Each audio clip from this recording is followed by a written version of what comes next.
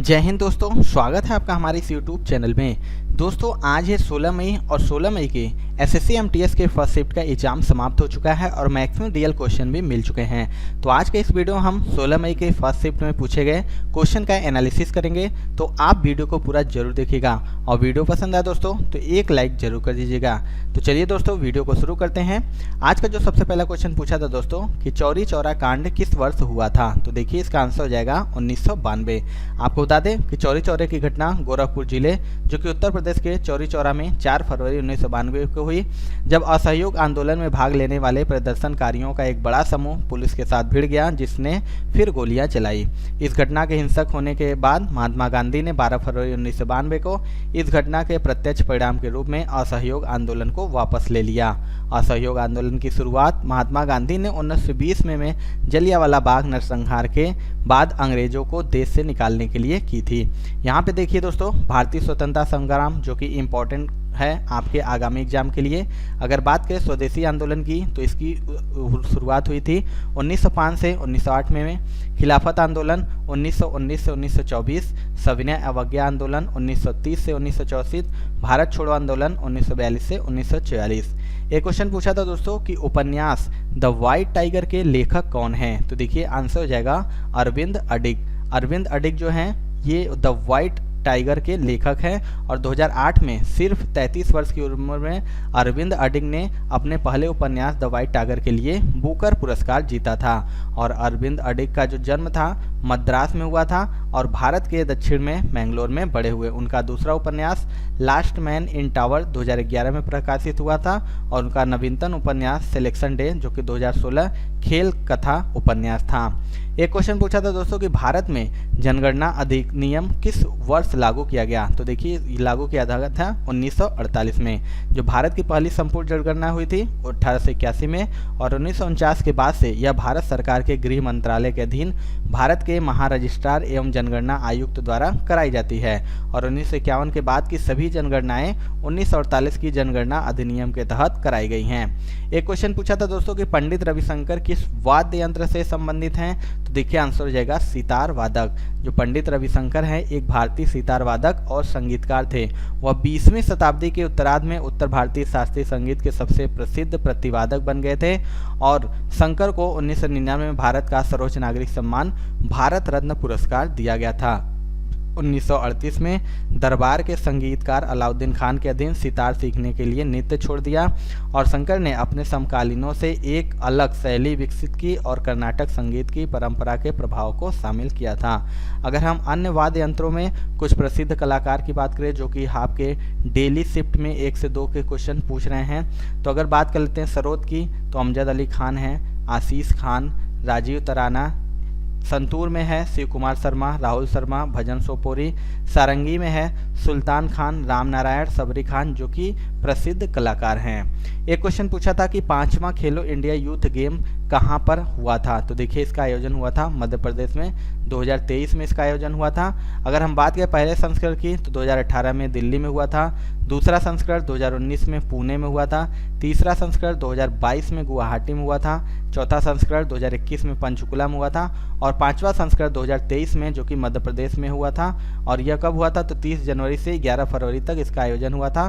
मध्य प्रदेश और नई दिल्ली के 8 शहरों में कुल 11 अलग स्थानों पर खेलो इंडिया यूथ गेम का आयोजन हुआ था। अगर हम बात करें खेलो इंडिया यूथ गेम 2023 में पदक तालिका की तो देखिए पहले स्थान पर था महाराष्ट्र जिसने कुल 161 पदक जीता है, दूसरे पर हरियाणा था 128 पदक, तीसरा स्थान मेजबान मध्य प्रदेश का था जिसने 96 पदक जीता था।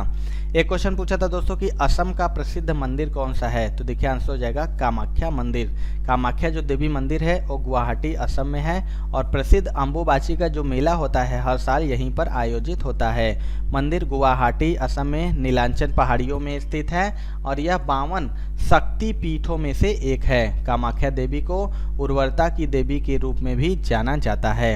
एक क्वेश्चन पूछा था दोस्तों कि वर्ल्ड एथलीट चैंपियनशिप किस देश में आयोजित हुआ था। तो देखिए इसका आंसर हो जाएगा अमेरिका।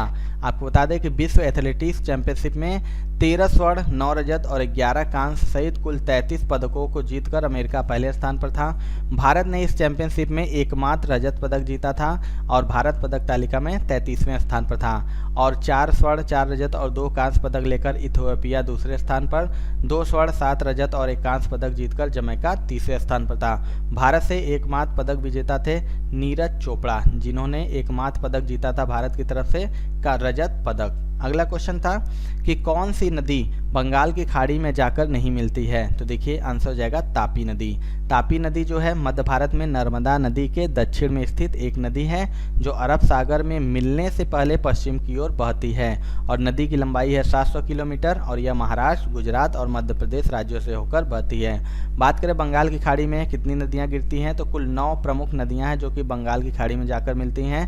पहला कृष्णा, कावेरी, स्वर्णरेखा, ब्रह्मपुत्र, बैतरणी, महानदी, गोदावरी, गंगा और ब्राह्मणी। एक क्वेश्चन पूछा था दोस्तों कि राष्ट्रपति राज्यसभा में कितने सदस्यों को मनोनीत करता है, देखिए आंसर हो जाएगा 12। आपको बता दें राज्यसभा का जो अनुच्छेद है 80 है, इसके अनुसार राज्यसभा एक स्थायी सदन है जिसका विघटन नहीं होता। इसकी अधिकतम संख्या 250 है और वर्तमान राज्यसभा की कुल सदस्यता 245 है। हालांकि हर दूसरे साल 1/3 सदस्य सेवानिवृत्त हो जाते हैं और हर तीसरे साल की शुरुआत में नए चुनाव और एक राष्ट्रपति के नामांकन द्वारा उन सीटों को भर दिया जाता है। राज्यसभा में SC और ST के लिए कोई सीटें आरक्षित नहीं है और जन प्रतिनिधि अधिनियम 1951 के मुताबिक राज्यसभा के सदस्य का कार्यकाल 6 वर्ष का होगा और राष्ट्रपति द्वारा राज्यसभा में 12 सदस्यों को मनोनीत किया जाता है जो साहित्य, विज्ञान, कला और सामाजिक सेवा के क्षेत्र में विशेष ज्ञान या व्यावहारिक अनुभव रखते हैं। एक क्वेश्चन पूछा था दोस्तों कि आंखों के लिए सबसे अच्छा विटामिन कौन सा है, तो देखिए आंसर हो जाएगा विटामिन ए। आपको बता दें विटामिन ए को रेटिनॉल, जिसका रासायनिक नाम है, भी कहा जाता है और यह अच्छी दृष्टि के लिए मदद करता है और आंखों को स्वस्थ बनाए रखता है। मछली का तेल जो कि विटामिन ए का अच्छा स्रोत है। हरी पत्तेदार सब्जियों में विटामिन ए प्रचुर मात्रा में होता है। पालक, गाजर, शकरकंद और लाल मिर्च जैसी पीली, लाल और हरी पत्तेदार सब्जियां भी विटामिन ए के समृद्ध स्रोत हैं और रतौंधी और सुक्का फिशिपाक विटामिन ए की कमी से होने वाले रोग हैं। विटामिन ए वसा में विलेय विटामिन है। विटामिन ए एक प्रतिऑक्सीकरण के रूप में कार्य करता है। विटामिन शब्द का कासिमीर फंक द्वारा गढ़ा गया था। एक क्वेश्चन पूछा था कि किशोर अधिनियम किस वर्ष लागू हुआ था, देखिए आंसर हो जाएगा 2015। आपको बता दें संसद ने किशोर अपराध कानून और किशोर न्याय बालकों की देखभाल और संरक्षण अधिनियम 2002 को बदलने के लिए किशोर न्याय बालकों की देखभाल और संरक्षण अधिनियम 2015 को पारित किया था। यह अधिनियम जघन्य अपराधों में संलिप्त 16 से 18 वर्ष की आयु के बीच के किशोरों के ऊपर बालिगों के समान मुकदमा चलाने की अनुमति देता है और इस अधिनियम में गोद लेने के लिए माता पिता की योग्यता और गोद लेने की पद्धति को शामिल किया गया है। एक क्वेश्चन पूछा था दोस्तों कि कौन से नृत्य शैली में देवताओं की पूजा 14 दिन तक की जाती है, तो देखिए आंसर हो जाएगा खर्ची नृत्य। आपको बता दें यह त्यौहार मुख्य रूप से त्रिपुरा राज्य से उत्पन्न हुआ है। पहले यह त्रिपुरा के शाही परिवार का त्यौहार था, वर्तमान में यहाँ तक कि सामान्य परिवार भी इस त्यौहार को मनाते हैं और यह 10 दिनों की अवधि में मनाया जाता है और प्रत्येक वर्ष जुलाई के महीने में होता है और यह त्यौहार भगवान शिव के सम्मान में मनाया जाता है। प्रत्येक वर्ष हजारों लोग अगरतला में इस मंदिर की यात्रा करते हैं जिससे वे देवताओं को श्रद्धांजलि अर्पित कर सके और मंदिर समिति जनता के आनंद के लिए सांस्कृतिक कार्यक्रम और मेलों का आयोजन भी करती है। एक क्वेश्चन पूछा था अक्टूबर 2022 में प्रधानमंत्री ने कितने किसान समृद्धि केंद्र खोले हैं, तो आंसर हो जाएगा 600। प्रधानमंत्री ने 17 अक्टूबर 2022 को दिल्ली में आयोजित एक कार्यक्रम में 600 PM किसान समृद्धि केंद्रों का उद्घाटन किया है और देश में कुल 3,30,499 खुदरा उर्वरक दुकानों को किसान समृद्धि केंद्रों में बदला गया। एक क्वेश्चन पूछा था कि तुम मुझे खून दो मैं तुम्हें आज़ादी दूंगा का नारा किसने दिया था, तो देखिए आंसर हो जाएगा सुभाष चंद्र बोस। दिल्ली चलो और तुम मुझे खून दो मैं तुम्हें आज़ादी दूंगा का नारा सुभाष चंद्र बोस ने दिया था। उन्होंने यह नारा 1944 में भारतीय राष्ट्रीय सेना को प्रेरित करने के लिए इस्तेमाल किया था जब INA ने बर्मा के खिलाफ अपना सैन्य अभियान शुरू किया था। यहाँ पे देखिए दोस्तों कुछ इंपॉर्टेंट नारे हैं जो कि आपके आगामी शिफ्टों के लिए बहुत इंपॉर्टेंट है। बात कर लेते हैं। स्वराज मेरा जन्मसिद्ध अधिकार है, तो बाल गंगाधर तिलक ने कहा था। सरफरोशी की तमन्ना अब हमारे दिल में है, राम प्रसाद बिस्मिल। सारे जहां से अच्छा हिंदुस्तान हमारा, इकबाल। साइमन कमीशन वापस जाओ, लाला लाजपत राय। ब्लू lives if India dies Jawaharlal Nehru, तुम मुझे खून दो मैं तुम्हें आज़ादी दूंगा सुभाष चंद्र बोस, सत्यमेव जयते, पंडित मदन मोहन मालवीय, जय जवान जय किसान जय विज्ञान अटल बिहारी वाजपेयी ने दिया था। एक क्वेश्चन पूछा था दोस्तों कि कौन सा नृत्य रूप युद्ध के देवता मुरुगन को समर्पित है, तो आंसर हो जाएगा थाईपुसम। थाईपुसम जो कि तमिल हिंदू समुदाय द्वारा मुख्य रूप से दक्षिण भारत में मनाया जाने वाला त्यौहार है और थाईपुसम त्यौहार भगवान मुरुगन को समर्पित है। भगवान मुरुगन शिव और पार्वती के पुत्र हैं। थाईपुसम शब्द एक महीने के नाम और एक तारे के नाम का मेल है। यह त्यौहार केरल में थाई पूयम के रूप में भी मनाया जाता है। ऐसा माना जाता है कि थाईपुसम भगवान मुरुगन के जन्मदिन का प्रतीक है और यह बुराई पर अच्छाई की जीत का उत्सव है। एक क्वेश्चन पूछा था दोस्तों कि भारत में एकल नागरिकता का सिद्धांत कहाँ से लिया गया है, तो आंसर हो जाएगा ब्रिटेन। आपको बता दें भारत में एकल नागरिकता की अवधारणा ब्रिटिश संविधान अर्थात इंग्लैंड से ली गई है और भारत का संविधान पूरे भारत के लिए एकल नागरिकता प्रदान करता है। नागरिकता अधिनियम 1955 संविधान के प्रारंभ के बाद भारतीय नागरिकता के अधिग्रहण, निर्धारण और समाप्ति से संबंधित मामलों से संबंधित है। एक क्वेश्चन पूछा था दोस्तों कि भारत की सबसे लंबी सीमा किस देश के साथ लगती है, तो आंसर हो जाएगा बांग्लादेश।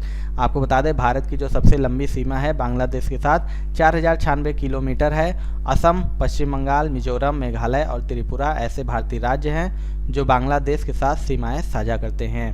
बात करते हैं दोस्तों भारत के कितने देश, तो 7 देश सीमा साझा करते हैं। कौन कौन, तो बांग्लादेश 4096 किलोमीटर, चीन है 3488 kilometre, Pakistan 3323 kilometre, Nepal 1751 kilometre, Myanmar 1643 kilometre, Bhutan 699 kilometre, Afghanistan है 106 किलोमीटर।